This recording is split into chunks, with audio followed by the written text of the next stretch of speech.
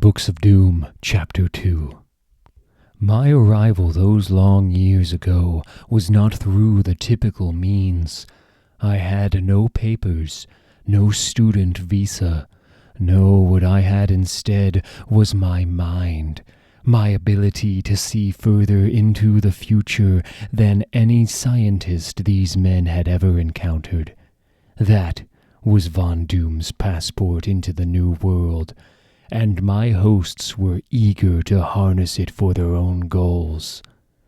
General Masterson, Mr. Von Doom, welcome to the United States. I'm sure we're going to have a long and fruitful relationship. I suppose we'll see, won't we?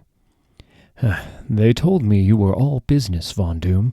Let's show you to the lab, then. This facility is less than an hour from State University, where you'll be attending classes most days. Study up, learn whatever you please. But your real work will be here, for us, in these buildings. You'll have the finest technology in the civilized world at your disposal. And if we don't have it, I understand you can probably make it. It's true, General Masterson, that I'm quite skilled at inventing what I need. You see, in my country, we do not have the luxuries you Americans are accustomed to. Well then, we'll see that you get well accustomed to those luxuries yourself, son. Now, let's give you the grand tour, and then we'll take you to the campus to fill out your enrollment forms. There's another student there we need to meet with anyway. As I said, I saw this American arrangement as a chance to escape, to give myself a new beginning, as it were, and I knew why they wanted me, to maintain superiority in their conflicts with their enemies. But standing in that laboratory, I saw things I'd never dreamed would be within my grasp, and I realized that Von Doom would not be the only one being used in this bargain. And as simply as that, I put the troubles of the past aside to focus on my future. There was a wealth of education and knowledge being laid at my feet, and I would take it all in to serve my own destiny. When I closed my eyes that night, in my private dormitory room on the State University campus, I did not see the face of the soldier I'd killed, did not feel my hands tight around his throat. No, all I felt was the embrace of my parents, both lost beyond the veil. And I slept like a baby. I thought originally you were supposed to room with Reed Richards. Didn't you meet him that day? Too much has been made of that. I did meet Richards in the university's science lab. He was the other student the general had mentioned. And yes, Richards did suggest that we share a dormitory room. Being as we're both theoretical science majors, I figure it could be fun. But General Masterson had already arranged for me a room with a secret soundproof lab attached. I've not come here for fun, and I've no need for another in my personal space. Sure, I understand. Nice to meet you anyway, Victor. In truth, my first meeting with Richards left almost no impression. My thoughts were on the expanding horizons before me. It wasn't until a few weeks later, in class, that Richards truly came to my attention. No, I don't believe that's what Einstein was trying to say, Victor. I'm sure it wasn't, Professor, but it is what I am not trying, but actually am saying. Then I'm afraid you've lost me, Victor. Will wonders never cease? I'm saying that time is not a flowing river the way it appears to us. Time exists as a constant, but most human minds are unable to perceive it in any capacity other than the most linear. In essence, we are then time's prisoners. So you believe that time is a physical dimension, is that what you're saying? Of course it is. There are many planes of existence, Professor, that we are as yet too blind to comprehend. I have to agree with Victor, Professor Snurk. My own experience have already scratched the surface of other realms.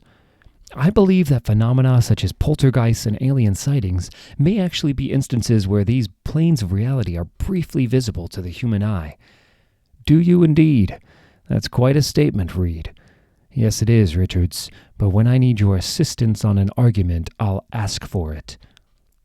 Richard's intellect was clearly to be respected, but he was so wide-eyed about the outer planes of reality that surround us, so like a child. But I knew the things dwelling there wished us anything but happiness, and that innocence of his disgusted me, because I saw it reflected around me all over the college campus. These insipid Americans, caring about nothing but sports and beer and manufactured romantic melodrama. The crying girls, distraught over their latest pitiful breakup.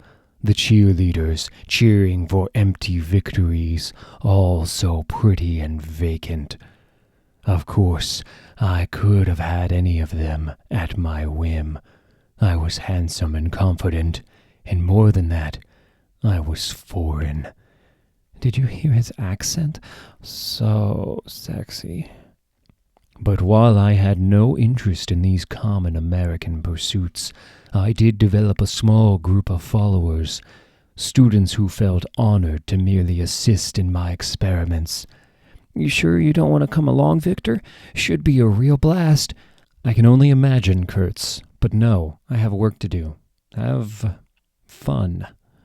To my surprise, the military base where my other work was done was filled with much the same insipidness that I found at school. They were so pleased with themselves that they couldn't imagine I might have my own agenda. Couldn't imagine that not everyone in the world longed to be part of the American dream. And that made it so easy for me. I had but to give them the smallest breakthroughs. Good Lord, son, and you say we can program these for combat? It's still early yet, General, but I do foresee that, yes. And anything I wanted for my private laboratory was mine for the asking. Someday soon, I was sure I would have everything I needed for my true breakthrough. Mother. So it was that 3 years passed. Years of study and experimentation, and of careful deception.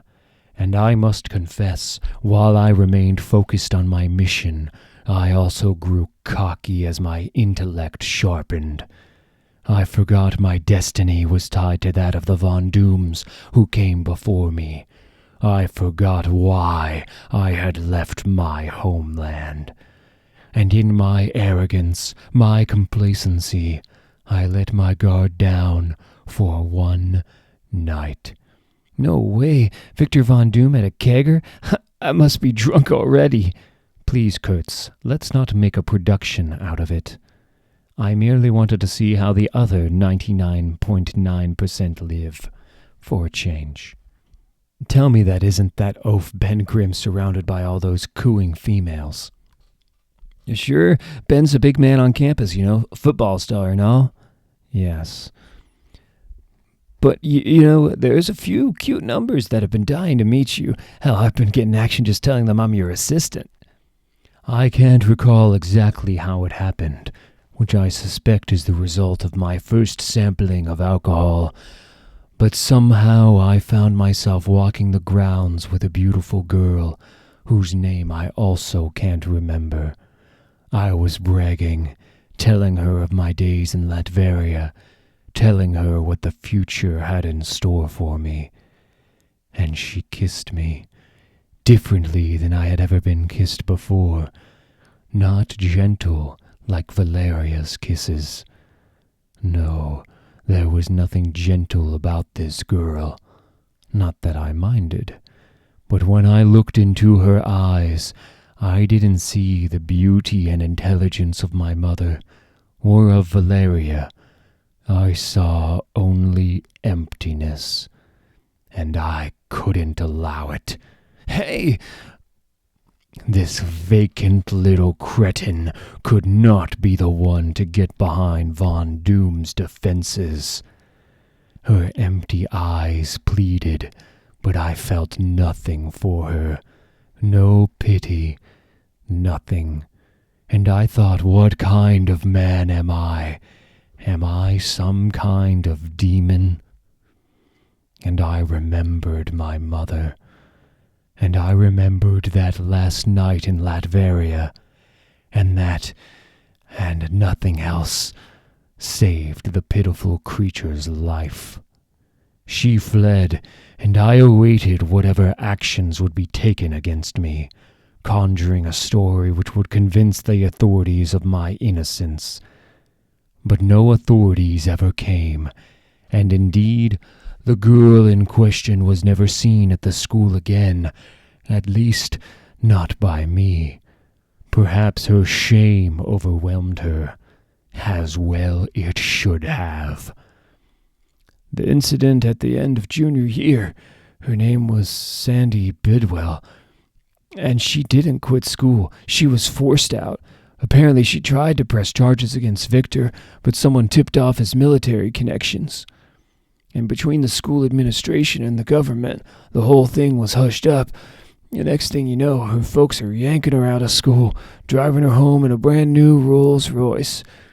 Victor just continued his studies like nothing had ever happened, but a few of us knew, and it changed everything for us. Victor went from being this eccentric foreign exchange student whose quirks were mostly just tolerated, to someone who literally scared the hell out of us. And these military backers of his, they knew too, and they didn't care. They just wanted whatever they could get out of that twisted mind of his. After that, I withdrew even more into my studies. That momentary lapse would not be repeated. I would not let this place, these Americans, get to me. And if, from the outside, I appeared isolated, I assure you I was not lonely. And my work for my benefactors was far outpacing even their high expectations. When standing on the portal, one would be able to traverse back through time. Amazing! And how far are you from perfecting this? Not far. That chimpanzee arrived on the platform yesterday, and according to my notes, I was planning to use him as my first subject early next week. So, wait, which one are you talking about? They're one and the same, General Masterson. One is simply from a week in the future.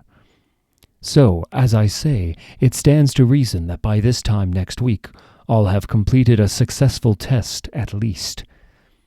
Von Doom, you are a wonder. If the Richards kid turns out to be half as valuable as you have, Richards, I thought he turned you down. He did, but we came to an arrangement last week anyway. Richards wants in on the space program, so he'll do some work for us to help his chances there. We'll keep him out of my way. Victor, I keep everyone out of your way. That's how we like it, don't we? Now, explain to me why these haven't gone live yet. There are some internal logic problems with the artificial intelligence that I'm still trying to work out. What's the problem? Well, they think they're people, General, and that makes them harder to program. Do they? Not to worry, I'll have it worked out soon enough. Now let me show you that stealth bomb we talked about. In truth, much as I loathed the men I worked for on the base, the work itself was quite fulfilling. As was the work I did in my private laboratory, which was poised for a breakthrough that none could have expected. A breakthrough that would strip reality down to its essence, that would allow Victor Von Doom access to all planes of existence, where I would free Mother from an eternity of torment in the nether realms. Victor, you around? My God, how did he... But that's not... This is so far ahead of the curve. What the hell are you doing in my private quarters, Richards? Besides snooping through my work. Hey, Victor, sorry, man. The door was open and I just couldn't help myself. You're working on dimensional warps and matter transmutation, right? But some of the equations didn't make any sense to me. What language is that? Perhaps you've confused me with someone in need of a collaborator, Richards, but I assure you, I'm not. Get out now.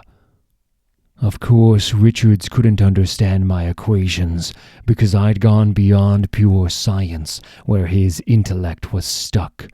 I'd finally found the synthesis between my mother's magics and science that I'd dreamed of as a youth. That was going to open the door for me, and I was foolish enough to believe I was prepared for what was behind it. You sure about this, Victor? I can't monitor the energy levels the way it's set up. Just shut up and do as you're told, Kurtz. Sure, I helped him. I told you I was scared to death of him, so I flipped the switch and the whole place blew to hell. Cost me my degree and an eye.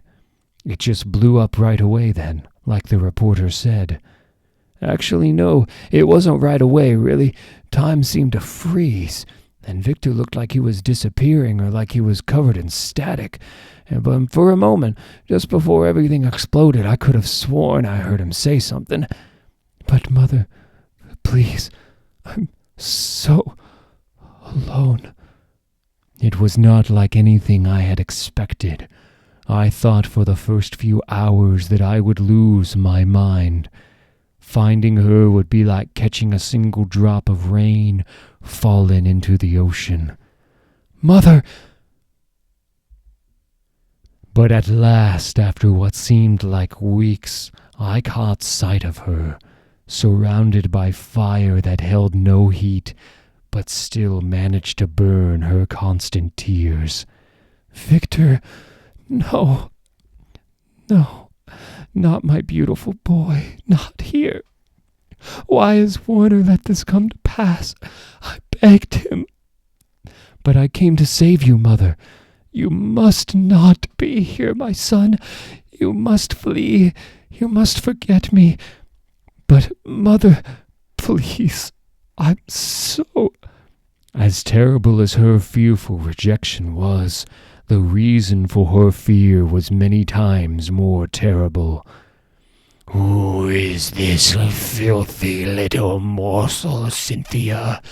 Not the beast that stewed in your black loins. Oh, mercy, my liege, I beg of you. What do I see? No.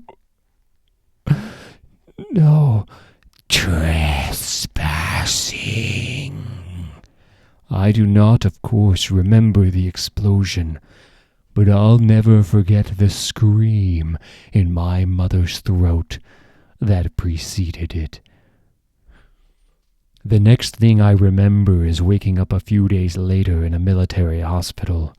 Within hours of consciousness, the dean of the university was at my bedside, not to comfort his prize student, no, but to inform me that I was expelled, that I had nearly cost Kurtz his life, that I was a disgrace, and so on and on. I stopped listening because I didn't care anymore. And I didn't care when General Masterson stopped in later to tell me that my expulsion would not affect my work for his people. I didn't care about anything but my failure, my weakness. Days passed without a word from me. I was still lost in that hellish realm in my mind, agonizing over my every misstep. And when I removed my bandages, the agony only grew worse. No, damn it, no!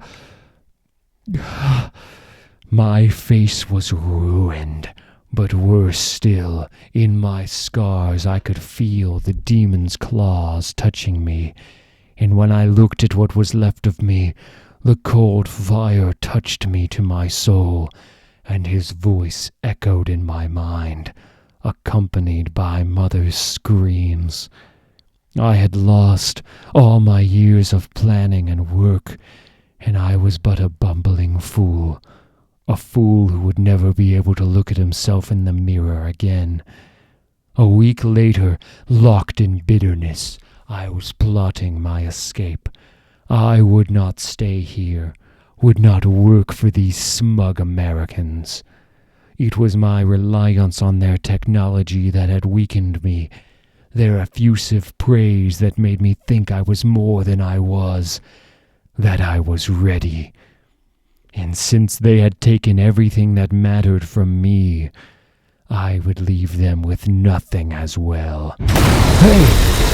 All my inventions, my breakthroughs, every scrap of knowledge I had amassed for their use would be destroyed. Self-destruct in T minus 55 seconds. What in the Sam Hill is going on here, soldier? The lab, General. Von Doom's lab. Oh, God. Sergeant, get me Von Doom right now. I want that in chains.